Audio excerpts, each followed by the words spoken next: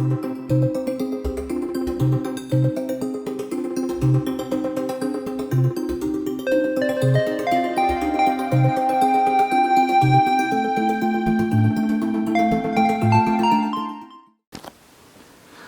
Laurent Wechter, merci beaucoup d'avoir accepté cette petite interview.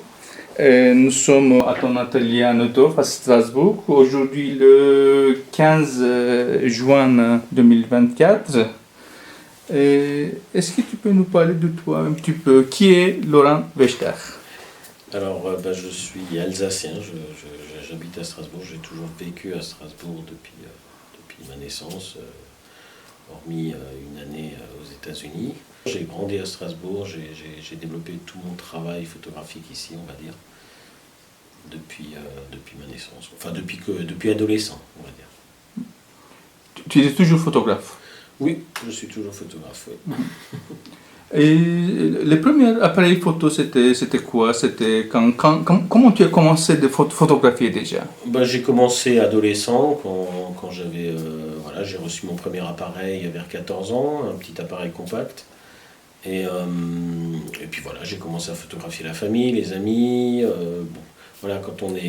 Quand on démarre sans savoir qu'on va devenir photographe toute sa vie, on photographie un peu ce qu'on voit dans son entourage.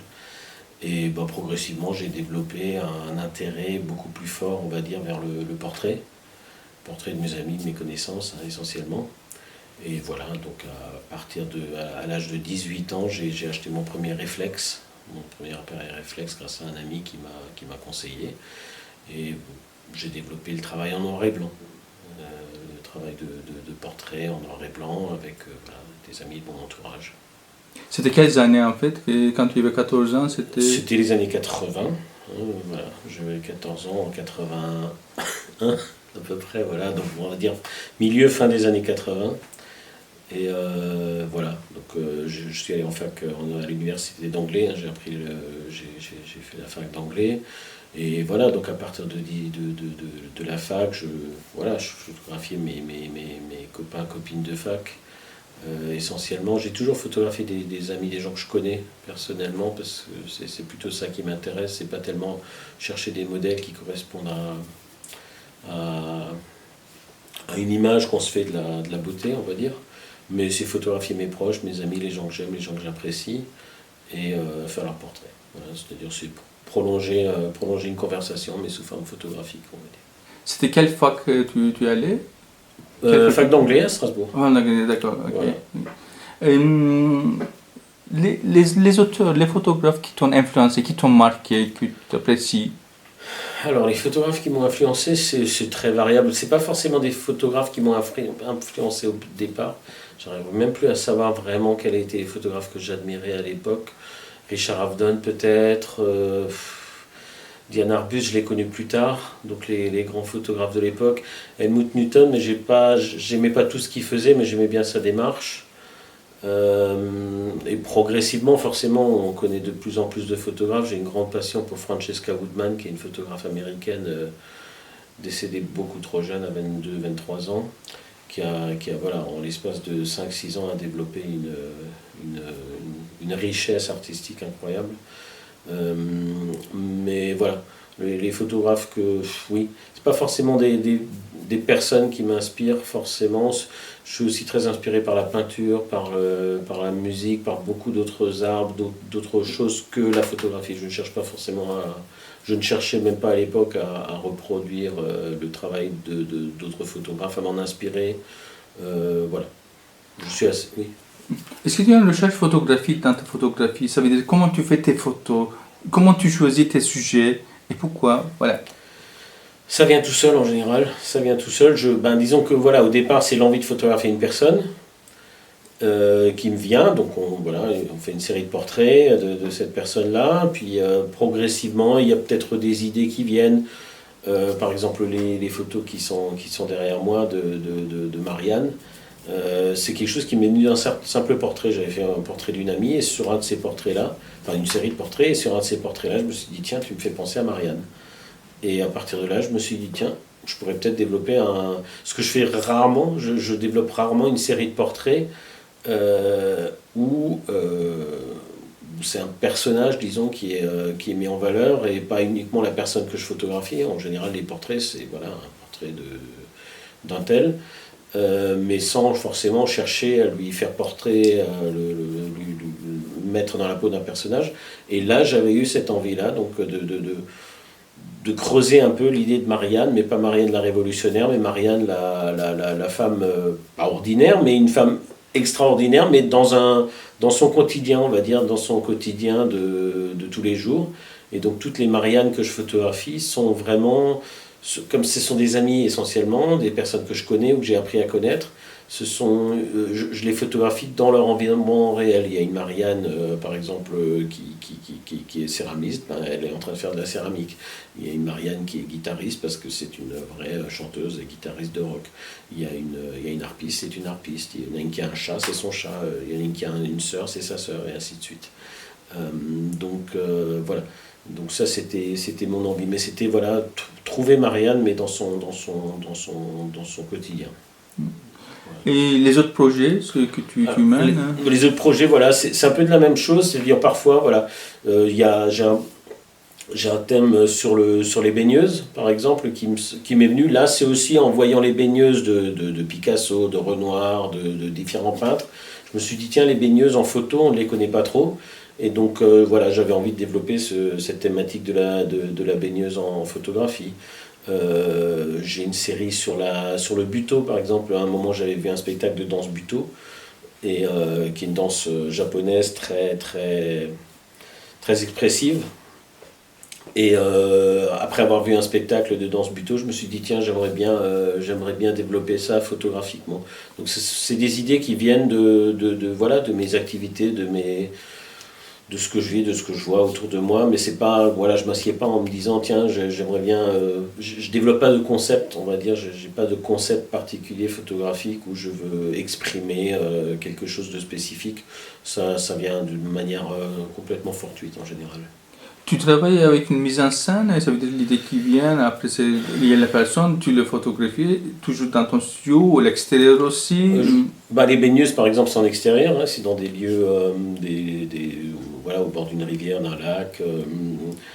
Mais non, je suis pas quelqu'un voilà, je développe pas une grande mise en scène. Mes portraits, c'est souvent devant un fond noir ou blanc. Je suis assez minimaliste du point de vue de la mise en scène, du décor. J'aime beaucoup faire des photos en plein air, des nus par exemple en montagne, en forêt. Mais là, voilà, le décor s'impose de lui-même. J'ai pas besoin de le créer. Je le trouve, voilà, des rochers, des arbres, de la terre. Voilà, c'est plus dans ce que je vois que je cherche mon inspiration, que de chercher à créer quelque chose de but en blanc. Tu travailles avec les modèles ou bien avec tes amis qui sont là-bas, qui te posent? Oui, donc mes modèles ne sont que des connaissances, hein, essentiellement, ou éventuellement des personnes qui me demandent de les photographier. Mais voilà, ça part d'une demande, soit de la personne, soit de moi. Mais voilà, je ne pars pas d'une idée en cherchant à peu près après quelle personne pourrait l'exprimer. C'est-à-dire, je pars de la personne. Ou si j'ai un projet particulier, ben voilà, là ponctuellement je peux voir si une personne ou l'autre pourrait, une amie ou l'autre, pourrait rentrer dans ce projet-là. Mais Marianne, par exemple, voilà, elles ont toute une caractéristique, on va dire, dans le regard voilà, qui m'inspire pour ce personnage-là. Voilà, des amis des personnes que je connais voilà, qui sont très bien sur certaines photos, mais que je ne vois pas justement dans ce personnage de Marianne.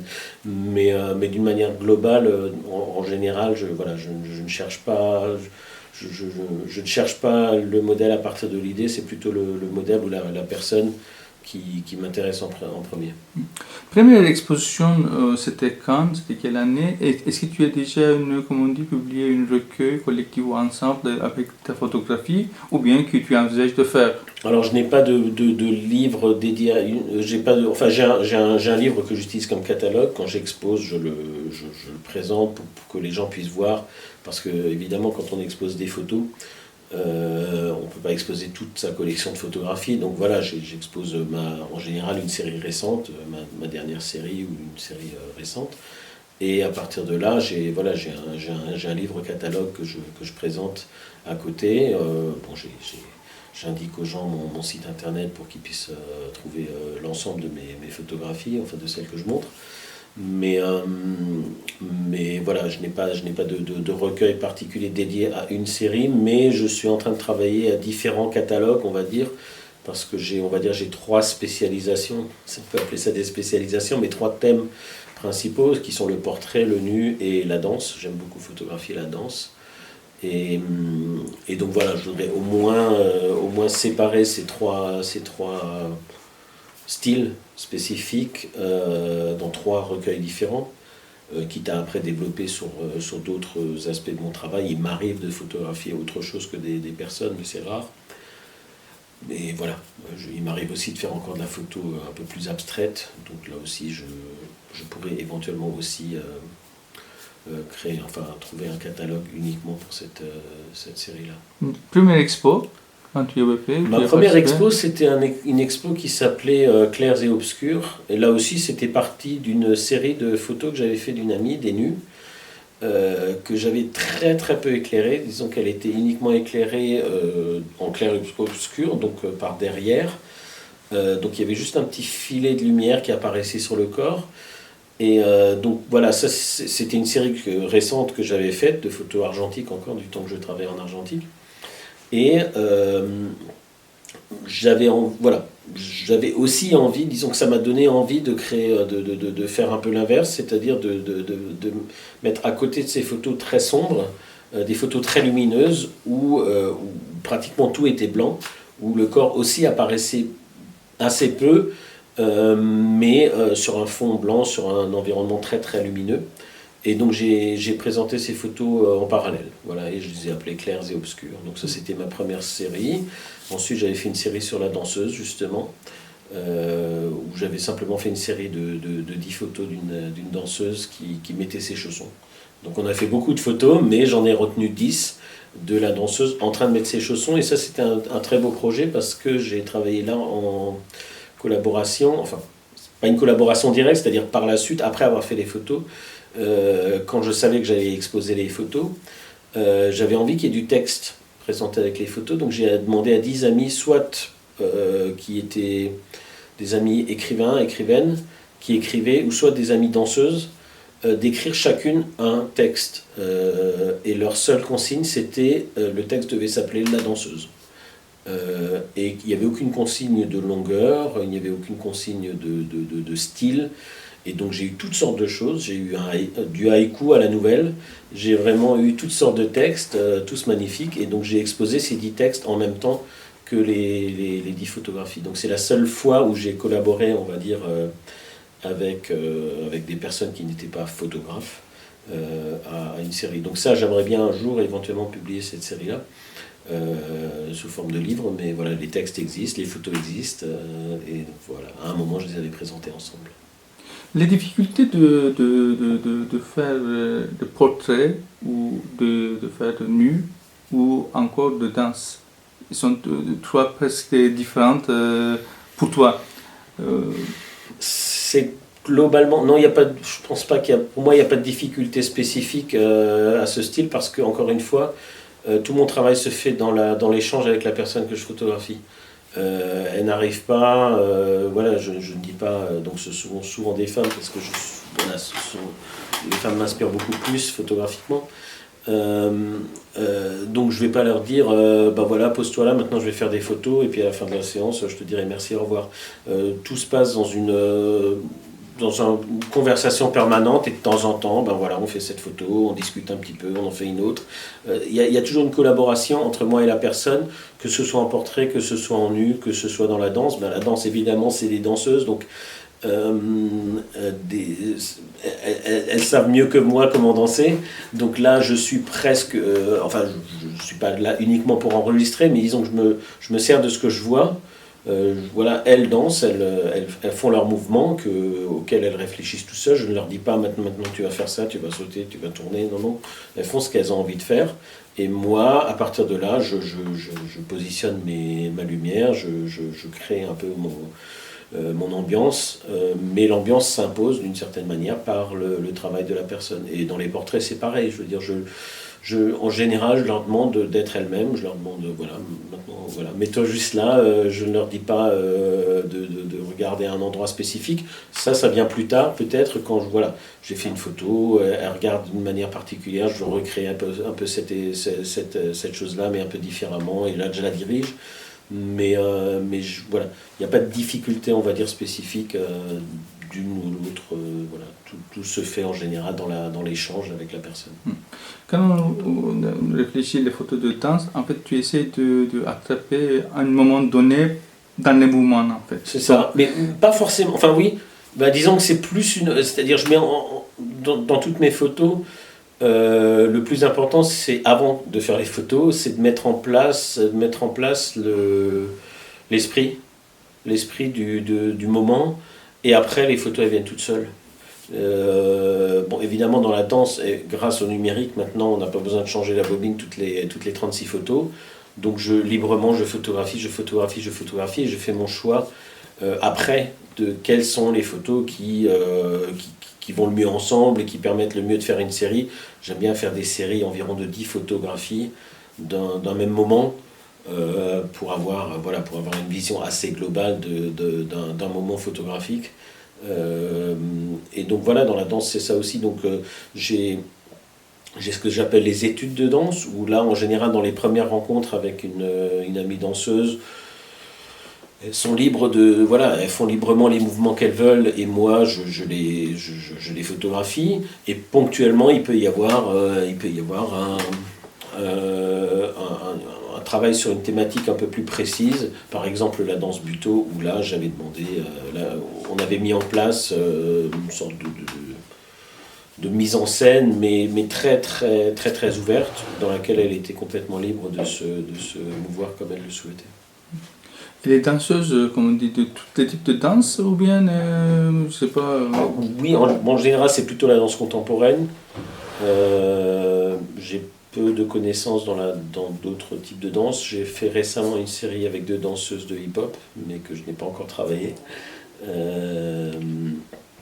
Mais voilà, c'est plutôt la danse contemporaine, on va dire, ou néoclassique, enfin le classique à l'envers le contemporain, mais en général, c'est voilà, beaucoup d'études de danse, donc souvent dans des tenues qui ne sont pas des tenues spécifiquement dédiées à la danse. Je photographie très très peu les spectacles vivants. Il m'est arrivé de photographier, mais plus là, de ce point de vue-là, pour rendre service à d'autres personnes, des spectacles. Mais ce n'est pas ça qui m'intéresse, c'est plutôt photographier le mouvement. Quand je reviens au portrait, en fait, le portrait, on croit que c'est l'un des plus simples. À mon avis, c'est l'un des plus difficiles, parce que c'est, comme architecture d'ailleurs, photographier une portrait différemment déjà dans ta photographie, et dans les photographies générales, c'est pas tellement évident. Comment tu trouves ton originalité, ta créativité dans cette, à part les séries, bien évidemment, Marianne, par exemple. Comment tu trouves cette créativité? En fait, c'est sans la chercher. Moi, je pense pas que je cherche l'originalité. Je cherche juste dans le portrait, un portrait simple d'une personne, en général cadré de cette manière-là, en gros plan, voire en entier, mais c'est plus rare. Je photographie en général les personnes en plan assez rapproché. En fait, mon style, on va dire, est très académique. C'est-à-dire mes portraits, je ne cherche pas forcément justement d'originalité ni dans les couleurs, je ne cherche pas j'utilise très peu les logiciels de retouche, enfin je les utilise comme tout le monde, évidemment on est obligé de les utiliser parce que la photo brute est souvent assez inutilisable, donc on est obligé de l'utiliser, mais je ne l'utilise pas pour trafiquer quoi que ce soit, pour rajouter des choses, donc je cherche vraiment à montrer la personne telle que je l'ai vue au moment où je l'ai photographiée. Et donc voilà, mon éclairage est très simple, ce sont 2 lampes en général, une de chaque côté. Je ne cherche pas à créer des ombres spécifiques, je ne cherche pas à faire du beau pour le beau. Je cherche simplement à montrer la personne telle qu'elle m'a regardé au moment où je l'ai photographiée. C'est vraiment, voilà, mon originalité, si on peut appeler ça, c'est justement de ne pas en avoir. C'est de ne pas avoir de style, c'est vraiment de chercher uniquement à montrer la personne telle que je la vois. Et qui n'est pas forcément telle qu'elle se voit elle-même, et ça me plaît. Et quand tu fais des nus, et en fait les questions me posent toujours, quand je fais des nus aussi d'ailleurs, l'intimité des personnes, ça veut dire c'est en fait, même si tu parles avec les personnes, c'est pas toujours, ils ne sont pas à l'aise avec les personnes d'être photographiées, qui photographient et qui est photographié. Donc comment tu trouves cette, ou ça vient tout seul après? Oui, ça vient tout seul aussi. C'est aussi en fait le fait que je connaisse les personnes, qu'elles me font confiance. Voilà, on se connaît en général depuis assez longtemps pour qu'elles aient confiance en moi. Donc l'intimité, franchement, est exactement la même que pour un portrait. Le fait que la personne soit nue ou habillée, de mon point de vue, il n'y a strictement aucune différence. Et voilà, en général, bon, j'échange assez peu sur le ressenti. Je ne demande pas à chaque modèle, tiens, qu'est-ce que ça t'a fait? Mais en général, quand il m'arrive d'avoir une conversation autour d'une séance ou d'une certaine manière de ressentir le moment, euh, voilà, en général, il y a il y a aucune gêne chez la personne, donc c'est vraiment, voilà, c'est vraiment quelque chose qui n'entre pas dans la conversation, enfin voilà, qui est complètement auquel on ne pense pas. Euh, Par contre, dans le nu, justement, ce qui est important pour moi dans le nu, le plus souvent, sur mes photos de nu, on ne reconnaît pas la personne, parce que souvent c'est des personnes qui ne souhaitent pas forcément être reconnues, mais aussi il est important pour moi de bien distinguer le portrait du nu, c'est-à-dire, alors c'est peut-être pas une bonne manière d'envisager, de voir la chose, mais pour moi, à partir du moment où on voit le visage de la personne, ce n'est plus un nu, c'est un portrait.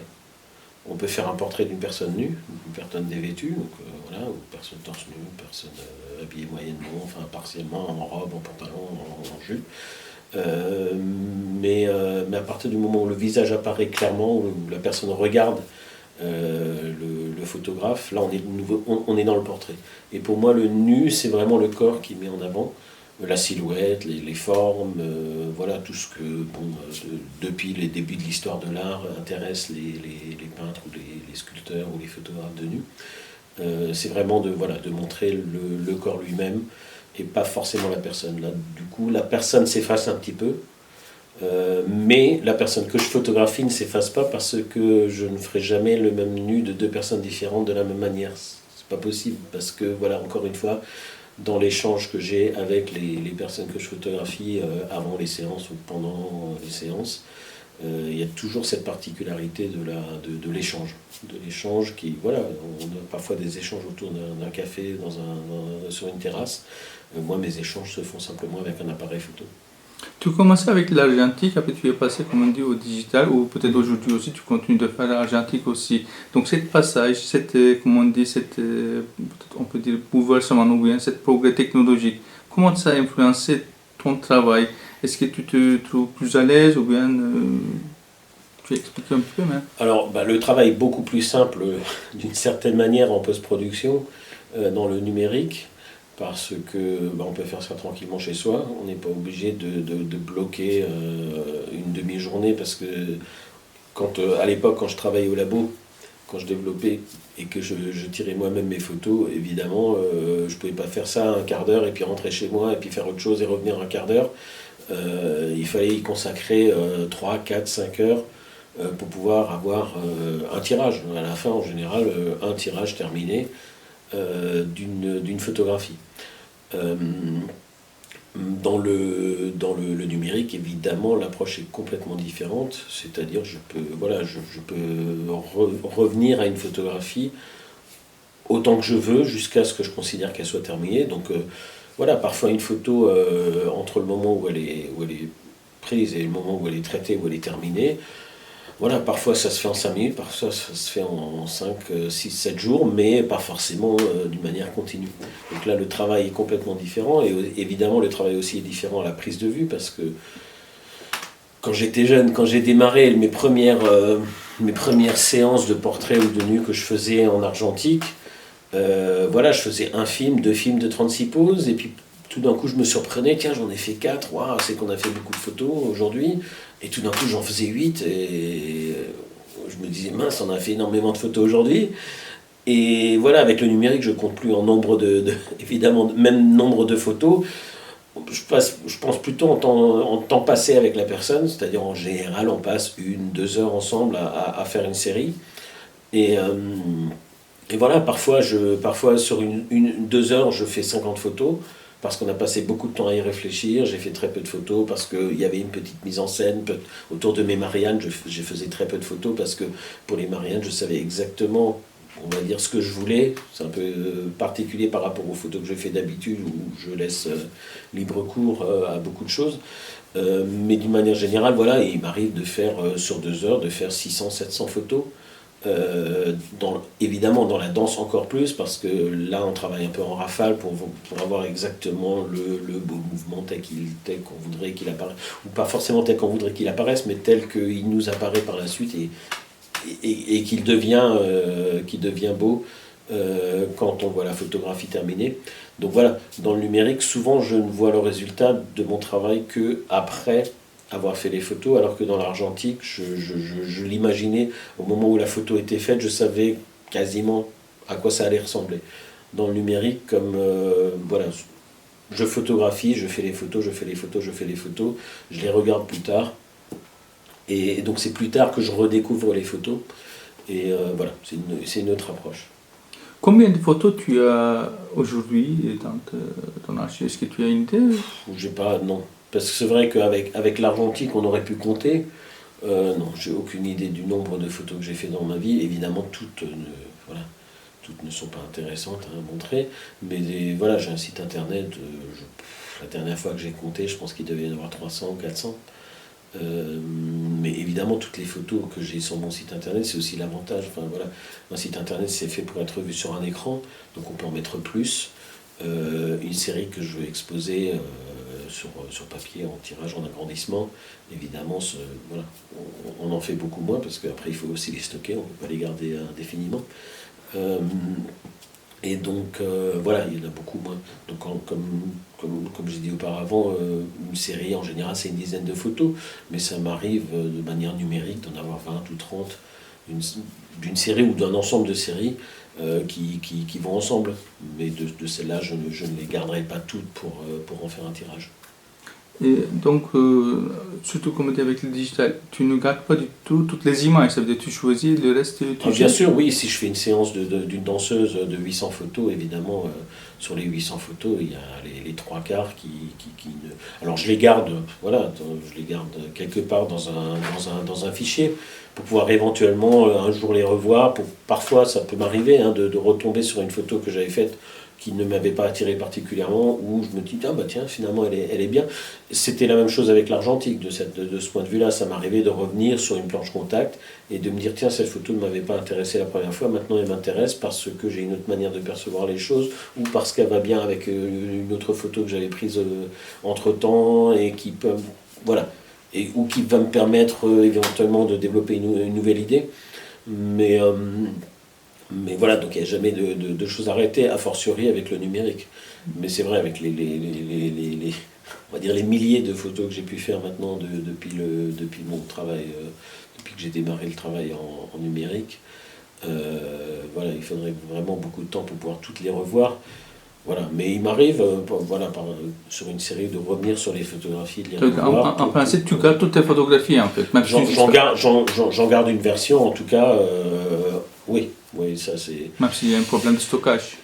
Il peut y avoir un problème de stockage. Pour l'instant, je ne l'ai pas, mais un jour, il viendra peut-être de devoir me débarrasser des photos, ou au moins des fichiers les plus volumineux. Éventuellement, on peut contracter les photos, enfin voilà, pour garder vraiment celles qu'on veut garder. Mais pour l'instant, je n'ai pas de problème de stockage, voilà. Est-ce que tu écris sur la photographie aussi ou réfléchis sur les problèmes de la photographie? Non, non, pas sur la photographie. J'ai longtemps écrit sur le cinéma, mais c'est un médium complètement différent. Voilà, Qu'est-ce que tu écrivais sur le cinéma? je faisais de la critique de cinéma pendant 10 ans. J'ai travaillé pour une revue locale. Tu as arrêté? Oui, parce que en fait ça correspondait un peu avec différentes étapes, on va dire, de ma vie. Et voilà, je me rendais compte que je regardais trop le travail des autres et je ne montrais pas assez le mien. Et donc c'est un peu comme ça aussi que j'ai développé un peu mon travail. Enfin, voilà, j'étais toujours photographe, on va dire, mais je le suis devenu beaucoup plus à partir du moment où j'ai arrêté effectivement de parler du travail des autres. Mais le travail des autres, c'était pas les photographes. J'aurais vraiment beaucoup de mal à écrire sur la photographie parce que je connais pas forcément, enfin bon, je connais le langage de la photographie, mais voilà, hormis justement des platitudes sur certains procédés photographiques ou sur... voilà, je suis pas dans la tête de la personne qui l'a faite, donc sauf à lui demander, je ne peux pas savoir exactement ce qu'elle voulait exprimer, donc voilà. En cinéma, c'est un peu différent parce que voilà, les codes sont assez répétitifs et le langage est peut-être plus codifié dans le cinéma que dans la photo, enfin, de mon point de vue. Voilà, la danse, par exemple, je ne pourrais pas du tout écrire sur de la danse. Je sais ce que je regarde énormément de spectacles de danse contemporaine, mais je serais incapable de faire la moindre phrase sur quelque chose que je vois. Par contre, quand je lis des choses écrites par d'autres, je me dis, oh, c'est intéressant. Mais je serais incapable de le faire moi-même. Est-ce que tu filmes aussi? Très très peu. Très très peu. Je filme, en tout cas, je fais pas du tout de travail vidéo de création. Il m'arrive de filmer, voilà, éventuellement, par exemple, si je fais de la photo de danse, je peux éventuellement filmer un moment, une petite chorégraphie, mais c'est plus pour le souvenir personnel que pour montrer. J'ai aucune, voilà, je n'ai rien à montrer de mon travail filmé. Les appareils photo que tu utilises aujourd'hui, Pardon? les appareils photo Oui? que tu utilises aujourd'hui, Ouais. ce sont lesquels? J'utilise un appareil Canon 5D, mais voilà, parce que je n'ai aucune connaissance des appareils photo. Quand j'ai souvent des amis qui me disent ah, tiens, je voudrais m'acheter un appareil photo, qu'est-ce que je devrais prendre? J'ai aucune idée de comment les aider, parce que je connais mon appareil, et encore je le connais assez peu, parce que voilà, pour moi, j'utilise le vecteur numérique parce qu'il est pratique, mais je sais que voilà, il y a des possibilités assez considérable qu'offre un appareil photo que je ne connais pas. Pour moi, un appareil photo, c'est un trou dans une boîte, c'est tout. Et donc,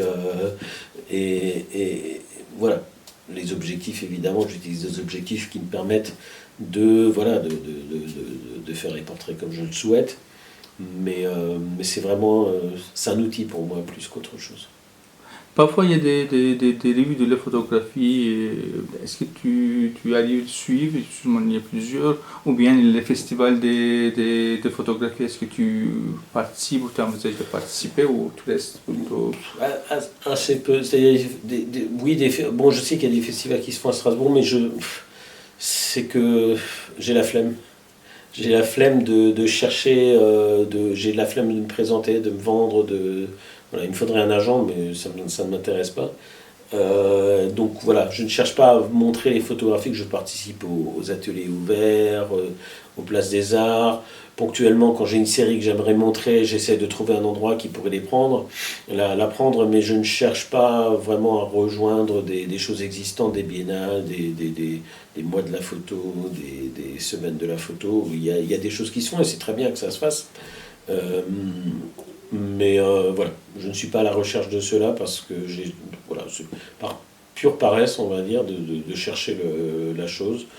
Et voilà, parce que je considère que ce que je veux montrer de mon travail, je peux le montrer suffisamment par le biais de mon site internet ou des réseaux sociaux pour l'annoncer. Ça me suffit, et voilà, d'expositions ponctuelles ou de places des arts qui a l'avantage de brasser énormément de gens et de faire venir énormément de gens pour voir ce que je fais. Donc les gens, voilà, à force de venir, les gens voient, tiens, là, il a fait des nouvelles choses. Et donc voilà, moi, ça me suffit pour l'instant. Est-ce que tu arrives à vendre tes photographies ou ça m'arrive de les vendre, mais voilà, ce n'est pas un objectif absolu pour moi. Mais oui, ça fait toujours plaisir de vendre des photographies et de savoir qu'elles se retrouvent chez quelqu'un qui a trouvé un intérêt. Qu'est-ce que tu penses à propos de la traduction et la photographie, ou la traduction en général? Je sais pas, est-ce que tu... Bon, du temps que j'ai étudié, je travaillais la traduction, c'est quelque chose de très intéressant de traduire quelque chose, mais ça ne se retrouve en tout cas pas dans mon travail photographique. Je ne cherche pas, voilà, je ne cherche pas à traduire ou à montrer. Encore une fois, j'exprime assez peu de choses photographiquement, hormis mon regard, mon simple regard. Je ne cherche pas à exprimer une idée, particulièrement, hormis peut-être avec, encore une fois, Marianne, où je voulais me présenter. C'était pas une vision politique, mais une manière de présenter, peut-être d'une manière un peu féministe dans son environnement habituel. Mais autrement, voilà, je ne cherche pas à exprimer quelque chose, à traduire une chose en photographie. Est-ce que l'art est un besoin, une nécessité, une première nécessité pour les gens, pour les autres? Pas pour toi, mais pour les autres. En principe que non, mais que l'art est tout autour de nous. L'art, c'est simplement un moyen d'expression. Donc voilà, ça se passe par le biais d'arts qui se sont développés au fil du temps. Il y a d'autres arts, d'autres procédés artistiques qui vont se développer. Voilà, par exemple, l'art numérique, l'art par intelligence artificielle. Enfin, voilà, dans 200, 300, 400, 100 ans, on ne fera peut-être plus du tout de photographie. Donc le procédé artistique, la démarche artistique existe depuis toujours. Mais voilà, il y a des gens qui vont dire que la cuisine c'est de l'art, évidemment. L'écriture c'est de l'art. Enfin, une forme d'expression, on va dire, personnelle, qui va au-delà de simplement j'ai faim ou j'ai mal à la tête. C'est quelque part de l'art. Quelle différence existe entre noir et blanc et en couleur? Pour toi, ce sont deux choses qui chevauchent, ou bien ce sont deux choses carrément... Le noir et blanc, on va dire que c'est peut-être aussi propre au moment où j'ai démarré, les années 70-80, où voilà, la photographie noir et blanc, c'était encore ce qui faisait un peu autorité. La photo commençait à être reconnue parmi les arts. Et c'était aussi le moyen pour chacun, pour des personnes ordinaires, de faire de la photographie, parce que voilà, tout le monde pouvait éventuellement avoir chez soi un petit labo photo avec un petit agrandisseur pour faire ses propres photos. Donc c'était la manière la plus simple pour accéder, on va dire, voilà, pour permettre d'aller de la prise de vue jusqu'à l'épreuve finale de la photographie soi-même, sans passer par quelqu'un d'autre. Donc voilà, je pense que le noir et blanc c'était beaucoup ça.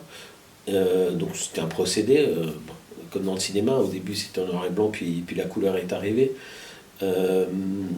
Et voilà, après avec le développement du numérique, là aussi, le noir et blanc ne s'imposait plus de lui-même.